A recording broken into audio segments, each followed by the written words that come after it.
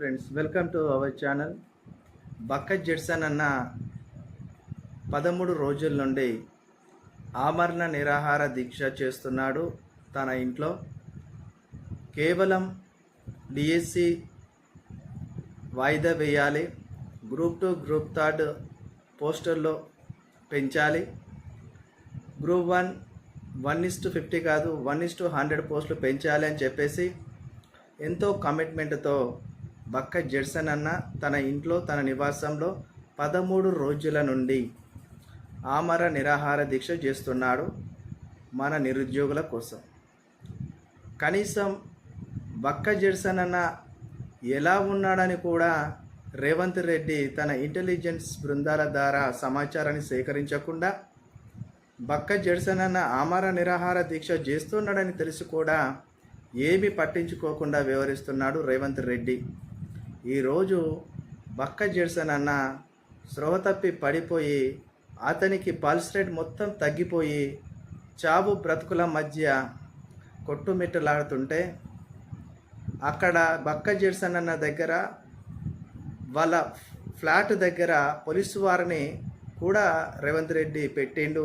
అనువనుగున బక్క జెడ్సన్ అన్న దగ్గరికి ఎవరు వచ్చి కలిసిపోతారో ఏం జరుగుతుందని తెలుసుకోవడానికి ఆడ పోలీసులు పెట్టాడు. కానీ మరి ఆ పోలీసులు బక్క జెడ్సన్ అన్న ఆరోగ్యం ఎట్లుంది, ఆయన పరిస్థితి ఏందనేవి రేవంత్ రెడ్డికి చెప్పకుండా దాచిపెడితే ఈ రోజున బక్క జెడ్సన్ అన్న చావు బతుకుల కొట్లాడుతున్నాడు. పాపం ఊపిరి అందక పల్స్ రేట్ పడిపోయింది. మరి ప్రముఖ గాయకులు దిగువత సాయి చంద్ గారి సతీమణి గారు ఆ మేడం ఈరోజు మన బక్క జెడ్సన్ అన్నని హుటాహుటిన హాస్పిటల్ తరలించారు. హాస్పిటల్ తరలిస్తే కూడా హాస్పిటల్లో చేర్చుకోవడానికి ఈ రేవంత్ రెడ్డి డాక్టర్సు మేము చేర్చుకోము, ఇక్కడ బెడ్లు లేవు, కింద పడుకోబెట్టి ఆయన ట్రీట్మెంట్ ఇవ్వాలా, మా దగ్గర బెడ్ లేవు, కుదరదు, నువ్వు ఎక్కువ మాట్లాడితే నేను కూడా ఎక్కువ మాట్లాడతా అని చెప్పేసి నిరుద్యోగుల మీద అరుస్తున్నాడు ఆ డాక్టర్. ఆయన డాక్టరా మరి లేకపోతే రాక్షసుడా నాకు అర్థమవుతలేదు. ఒక ప్రాణానికి ఉన్న విలువ ఇచ్చేది అదేనా? తెలంగాణ రాష్ట్రంలో డిఎస్సి నిరుద్యోగ అభ్యర్థుల కోసం పోరాడుతున్న ఆ బక్క జెడ్సన్ అన్నను కాపాడుకునే బాధ్యత ఈ ప్రభుత్వానికి లేదా? బక్క జెడ్సన్ అన్నకి ఏమన్నా అయితే ఖచ్చితంగా రేవంత్ రెడ్డిదే బాధ్యత. రేవంత్ రెడ్డి గారు ఖచ్చితంగా రాజీనామా చేయాలి, బక్క జెడ్సన్ అన్నను కాపాడుకోవాలి. బక్క జెడ్సన్ అన్నది సంబంధించిన క్లిప్ నేను వీడియో బాక్స్లో ఇస్తున్నా, చూడండి. ఆ డాక్టర్ ఎట్లా మాట్లాడుతున్నారో మీరే ఒకసారి చూడండి. సార్ ఎమర్జెన్సీ సార్ 10 రూపాయలు లేదు.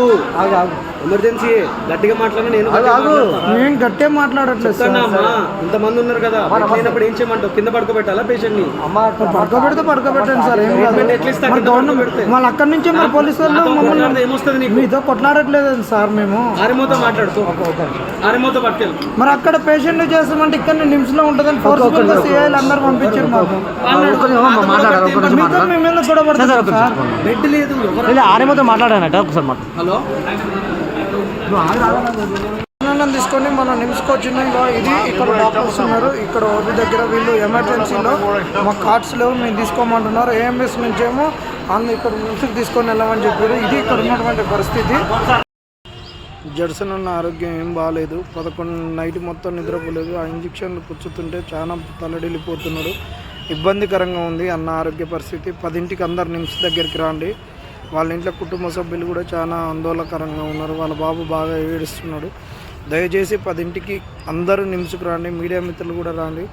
దయచేసి 10ంటికి ఎమర్జెన్సీ వార్డు దగ్గరికి రండి. అన్న పరిస్థితి చాలా ఇబ్బందికరంగా ఉంది. అలా 12వ రోజు దయచేసి ప్రతి ఒక్కళ్ళు రండి. హైదరాబాద్లో ఉన్న నిరుద్యోగులు వీళ్ళున్నోళ్ళు రండి, తప్పక ప్రతి ఒక్కరు రండి. అన్న పరిస్థితి చాలా ఇబ్బందికరంగా ఉంది. వాళ్ళ బాబు, వాళ్ళ పాప, వాళ్ళ మేడం అందరూ ఏడుస్తూ ఉన్నారు.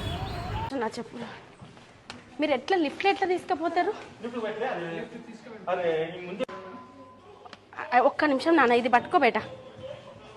కొంచెం చూస్తురా, బీపీ ఎప్పటికప్పుడు చెక్ చేసిరా? BP issue okay okay.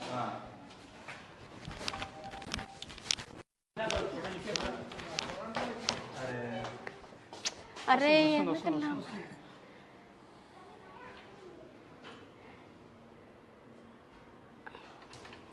అసలు అసలు వీళ్ళు ఒక్కసారి డాక్టర్ వచ్చి చెకప్ ఏం లేదమ్మా. పరిస్థితి ఇంత భయంకరంగా ఉంది. ఈడ ఒక డాక్టర్ని అరేంజ్ చేయడమో ఏది లేకపోతే ఎట్లా బేట? సెకండ్ లో మేము మెట్ల పోంటి వస్తాం, మీరు వెళ్ళండి. మొత్తం పడిపోయింది, ఉలుకు పలుకు లేదు, మాట లేదు, ఒక రెస్పాన్సిబిలిటీ లేదు.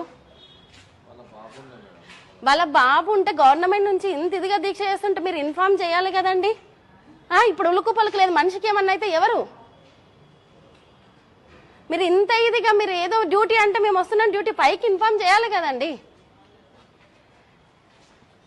అసలు ఇంత ఘోరమా? ఇదేం ప్రభుత్వమో అర్థం కావట్లేదు. ఇంత ఘోరమైంది, మనిషి ప్రాణాలతో చెలగట్టలాడతారా?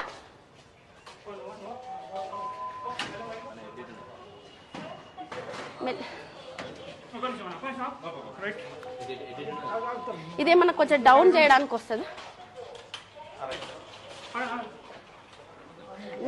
నడుము దగ్గర పట్టి తమ్ముడు, కాలుకి వెళ్ళదు.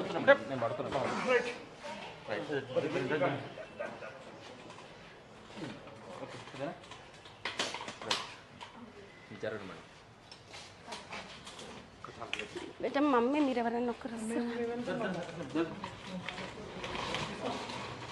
అసలు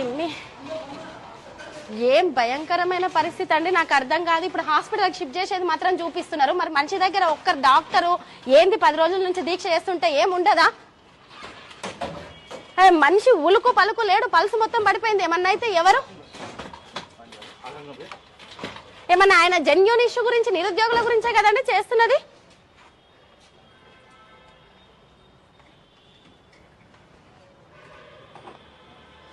ఇంత భయంకరమైన నాన్న, నువ్వు టెన్షన్ పడకు బేట, టెన్షన్ పడకు బేట, ప్లీజ్ నువ్వు టెన్షన్ పడకు నాన్న, ఏం కాదు, ఏం కాదు, టెన్షన్ పడకు బేట.